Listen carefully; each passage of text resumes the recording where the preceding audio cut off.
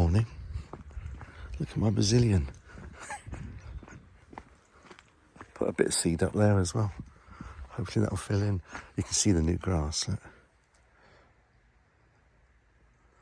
And so far, we've not had a frost, so everything's starting to go slightly yellow, but not a lot. Right, I bought another machine. By accident, of course, didn't mean to. I do have a problem with it, of course, because it's a second-hand machine. I need to sort this out at some point, and all this, and finish that step. Look. I thought I'd do a quick video and take a few pictures because I want to do a few things quite quickly because the weather's going to change. This is going to have a lot of moisture on it and I want to seal it up to some degree. So first thing was rip that seat off because it was just crap. There's another one hiding in there, which has just turned up. Just a cheap eBay thing. And I was just scuffing it up yesterday with a screwdriver that I managed to find inside the seat. I've got to obviously sort that out. This is some old rust converter. It's a load of crap, to be honest. So I've got some like Carust or it's either Carust or the Genlite one, the one that's like blue milky colour, and you just whack it on and it all turns black. That stuff is brilliant. So that is what's on order, and that's what I'm going to get on here in the next few days. So today, I suppose, quick look around. I couldn't tell you what year it was. 2000 and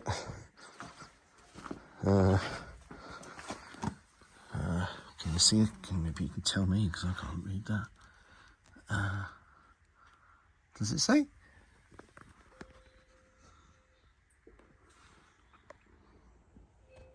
What is it like? Oh, okay. No, I don't know. No idea. So there we go. 2000. I'm going to guess about 2006, something like that. It's the same as my neighbour's one, which I've been borrowing an awful lot. Oh, that's light now. Oh, cool. Usually have to put a bit of effort into that, but there's no weight because there's no seat on it. So it has got exactly the same engine as my neighbour's, which is the Kubota D905. Apparently, looks like 3-cylinder. Yeah, it's all right. It's kind of just nothing special. I've got all of the filter kit for it. That'll be done in the next few days. And then I really just want, oh yeah, there's one last thing, but then I really want to just tie down all of this exposed rust. I've been looking at a steam cleaner because I really want the steam cleaner, but I reckon for about, I don't know what I'm doing at, £700 you can get one which goes up to like 40 degrees. If you want to go up to like 100 degrees on a steam cleaner, it's going to cost you about 2,000 or 3,000. So I don't know the merits on getting one that will only go to 40, but seeing as I haven't got one at all at the moment, I quite like the idea of a steam cleaner. It would help strip this thing off, definitely. And then I can just re-grease everything and check it proper, like if I can just... I want it to be at least reasonably set up for the winter. So, going back to the point of coming out, apart from just a quick update. Do you notice that up there? Watch this, ready? Well, that ain't right, is it?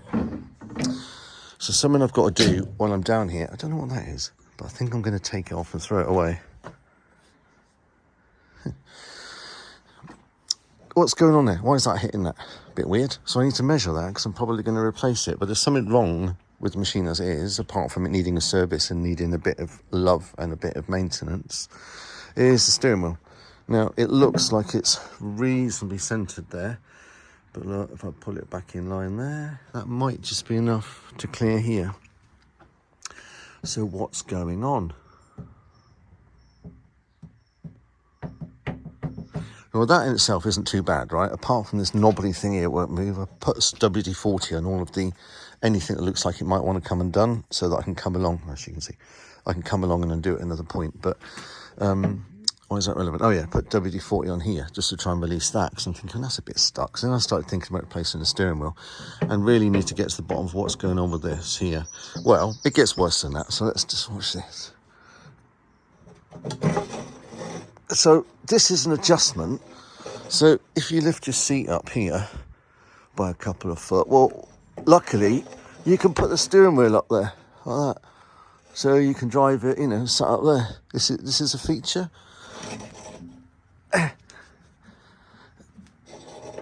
This is for remote use. This way you can actually take it, yeah, perhaps down the road to some degree, and still obviously control the machine.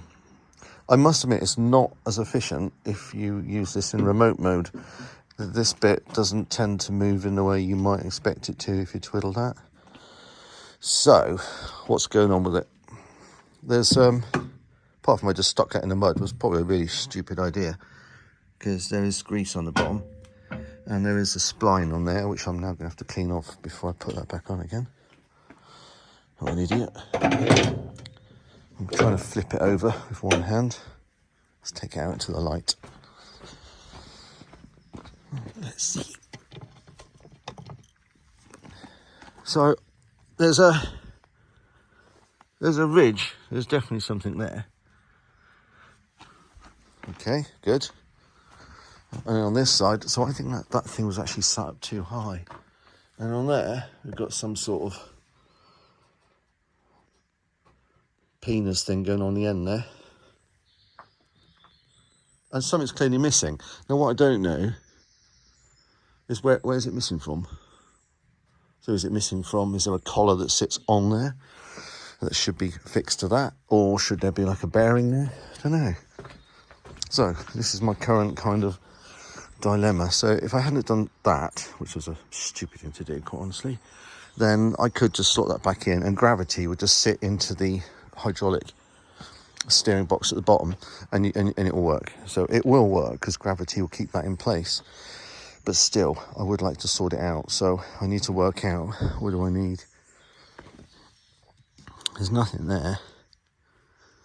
I don't think that's a bearing. It might be a seized up bearing that it's supposed to sit on. I don't know. So I think what I might do is take that cap off, actually take the steering wheel off of there, and just get a better view of what that is there.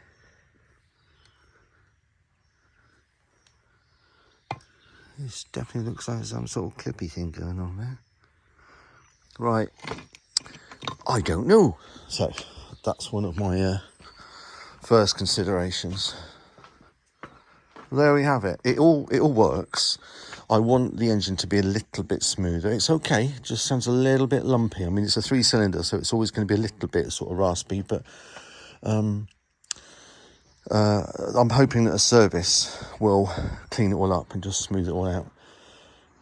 So it's not bad, it's just not really smooth. I want it to be really smooth. What can I tell you? Hours and stuff that's on here. I should know this, but I don't. I think it's like 2,000 or something, 2,500, something like that. Whatever that says. Is it 2,983? I think it's 2,983. There we go. This one hasn't got any third-party holes in it, which is nice. So it means this top end, apart from that possible risk of ingress there should be no water going down through the top of this. The only way you're going to get water into it is via this seam here. And these don't look like they've been on and off an awful lot. So quite optimistic. So all of this stuff, don't care about the rusty stuff, but that's something that I really want to jet wash it. Why do I keep going on about jet washing and steaming? Well, the guy that had it before, he's a really nice guy. His kind of profession is septic tanks. And I just kind of figured that, well, if you've got a machine like this on your property and you're dealing with septic stuff, yeah, kind of thought I wouldn't mind jet washing it. So I'm toying with the idea of either jet washing it or buying a steam cleaner. But the only one I can afford is that 40 degrees steam cleaner. And I've got to be honest, I don't know if that's going to do anything. So I would have thought, like, if you're going to try and blast some of this stuff off with steam, I would have thought you at least want it like, I don't know, 80 degrees, like 100, 120, something like that. So 40 degrees might be a waste of money, might be a waste of 700 quid. So don't know, but equally I don't want to spend £3 on it. Well, there we go, the machine is kind of intact. Pop out fuses, emergency stop. Oh, well that stopped it. Oh. Yeah, that was probably not a smart move. How do you reset that? Yeah, where's the key? Key, there we go. Key. No. Twisty. Oh. Is that it?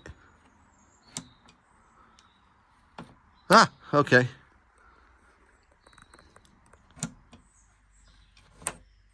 Yeah, all right. I don't think it's got anything to do with the key. Oh, right. There we go. There's the machine. Needs a bit of loving. Hopefully next time you get to see it. I should have brought down the angle grinder with the sanding disc on it, and I could have just whacked off that stuff there. Probably shouldn't have said whacked off, but there we go.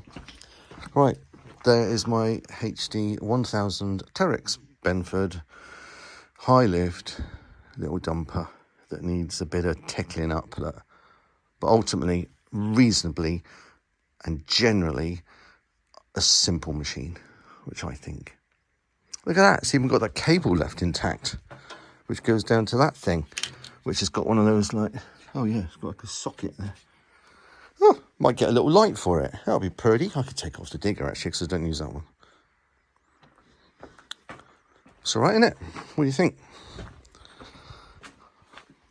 Just get it up and running, tidy it up, get some stones moved. On that note, later taters.